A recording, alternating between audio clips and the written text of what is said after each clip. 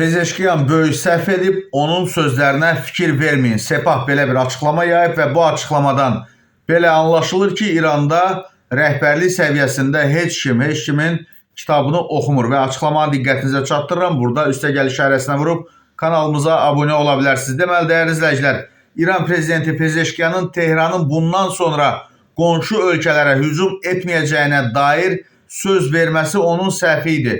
Bu Sepahın sosial media hesabında yayılmış açıqlamadan da açıq şəkildə bəyan edirik ki, Prezident Pezeşkiyan böyük səhv edib, o 5 saat əvvəl qonşulara hücum etməyəcəyinə dair vəd versə də, onun bu sözlərindən sonra Dubay və Əbu Dabiyə hücumlar edilib. Odur ki, Pezeşkiyanın müharibə zamanı verdiyi açıqlamalara fikir verməyin. İranın məhkəmə hakimiyyətinin rəhbəri Qulam Hüseyn Möhsüm Eceyi də qonşu ölkələrə hücum ediləcəyini təsdiqləyib.